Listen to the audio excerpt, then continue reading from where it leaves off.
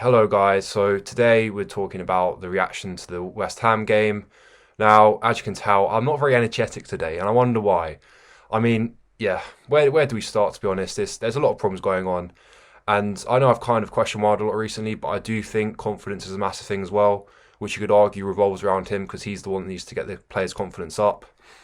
I think personally, until the formation changes, there's not really much more that's going to change on the pitch because when we have two wing backs as our only outlet to go forward, if they're not on their A game, which they've shown this season that the most they've really been on is like a B or a C, it's always going to be tricky. It just means that when we're going forward, it's pretty static and it's very start and stop. And that was shown yesterday when we actually conceded because we went forward, but from going forward, we went backwards. And I said it before in one of my recent videos, is that this season what we're seeing is probably worse than what we saw under Adkins, which, don't get me wrong, one's League One football and one's Premier League football, but the actual style was very similar, except one actually got us goals and got us points, and one's definitely getting us neither at the moment. Now, we know, obviously, this isn't Wilder's tactics, it's just some things obviously gone terribly wrong, and we know without fans we've done terrible, so that's obviously going to be a big factor as well. Ivan O'Connell is a big factor as well. One thing I thought recently, it really hit me yesterday, was that maybe Wilder is an incredible motivator, and he obviously motivated our players so much last season that possibly could it just be sort of an adrenaline rush from our players that they just felt invincible last season and they would be ready to die in battle for Wilder, and then after lockdown, momentum from that adrenaline just suddenly stopped and they became what they really were, which was average championship players. I mean,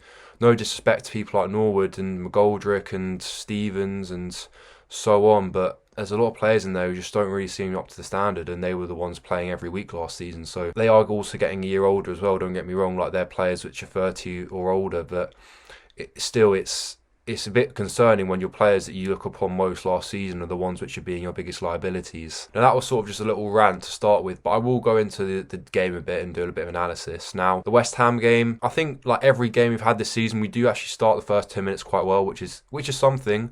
Like, it's a very little positive to take out that I think every game we've played this season, we do actually look good in the first 10 minutes. But like we know with the rest of them, we soon fade out quickly, and that happened again against West Ham. We started well. I think out of all the games, it's probably the best we played, which out of anything is very worrying because it wasn't that good a game, and it shows how bad we are, really. I think I pretty much got on the money in terms of Souček because I said we need to look out for him, and we didn't. He got the chance, but luckily he missed it, and fairness, except for that, he didn't do anything, so maybe I was only right to an extent. I think the only difference was, luckily, we actually finished the last 10 minutes well as well, which we haven't done in other games. But my biggest concern from yesterday was actually the fact that West Ham looked like it was strolling, and it was just a friendly, or it was just it was sort of like maybe a Premier League team playing a League One team in the FA Cup sort of thing, because they put no emphasis, no energy, no sort of enthusiasm into the game. They didn't really look very much up for it, but that's what worries you as a team, because if you lose the game, then the fans get annoyed, like, why can't you put any effort in? Like, absolutely terrible for them for what we're paying you as wages. But if you can do that and still get the win, that's really concerning for us. They really didn't put much in, and I know obviously like the footballers, they have to run like 10 to 12k a match, but in terms of enthusiasm on the ball and going forward, they just kind of strolled. They really didn't have to do much with the ball, and I mean, maybe it's a good thing that they couldn't get into our box because they didn't really have much inside the box, but it was just straight to Haller, and I'm not saying he needs to be man-marked and so on, but just one chance and one goal, and then after that, they didn't really have to defend. And then we're chasing the game, trying to find something. What do? We're on Lundstrom. I mean, he's a player who doesn't want to be here. We don't even want him here either, the way he's playing, and he didn't do anything. He didn't do what he's usually known for, which is running back, tracking back and trying to win the ball. Every game he plays, he seems to play even worse than before, and in a way I can't blame him because he wants out, but what in that case, why is Wilder playing him? You need to try and search for a result, and that's the last player you want to bring on. I mean, we have Osborne who can play midfield, you could put Bash in midfield and put Burke on up front. I just don't get it. I don't see why we're doing that. What me and my dad have been talking about recently as well is that in the last 15 minutes of a game, you always should be under the cosh if you're holding a 1-0 lead. You should be defending for your lives, making sure every part of your body is just defending that ball, and the one thing that doesn't happen is it goes into your net. Now, I don't think any teams we played in the last 15 minutes have been looking like that, like they're lives are depending on trying to defend. They just look pretty relaxed. They can go forward if they need to. They can sit back if they want, time waste, hold on to the ball, so on, so on. But there seems to be no pressure from us. And I think that's the problem for me, that yes, you don't want to see your team lose, but the problem I'm having is performances. Now, don't get me wrong. If it was performances that were shocking, but we're still getting wins and we were still in a mediocre position in the league, mid-table or lower mid-table, then fine, we're getting results and that's fine. It's something to build on. We can play more exciting football and we're more in a stable position. Like, I get that, that's fine. But that's obviously not happening. And I think that's what's hard, is that when you're in lockdown and you've got nothing to do, and for me, the only thing I look forward to in the week is watching us play.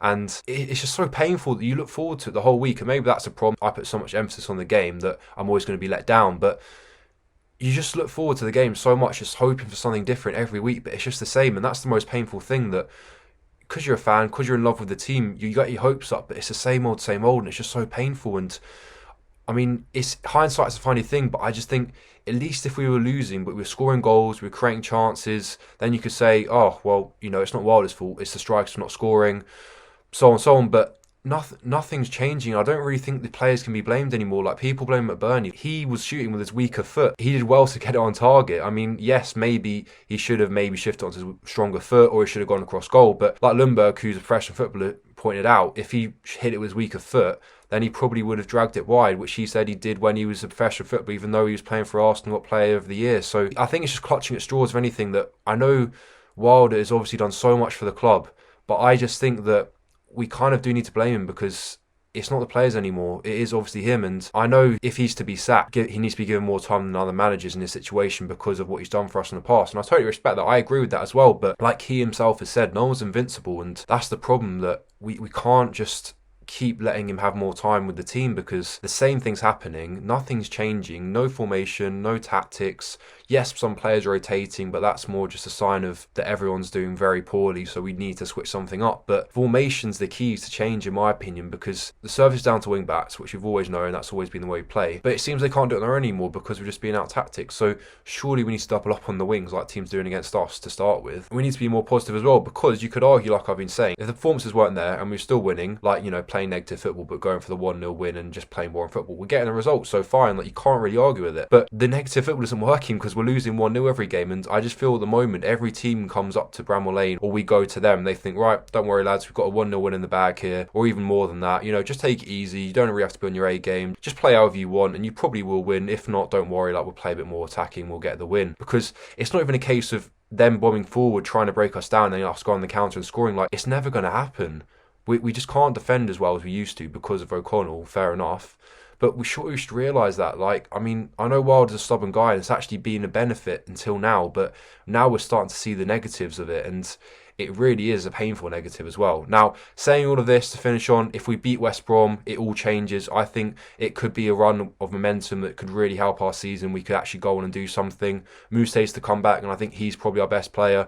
I think if you look on the Instagram on this day post, which my brother pointed out, to shout out to my brother, he said that if you look at all the posts, Mousse's in all the pictures. And I think that's a surprise. Like, the beating Arsenal, the draw away at West Ham, draw away at Arsenal, beating Tottenham, the Chelsea game.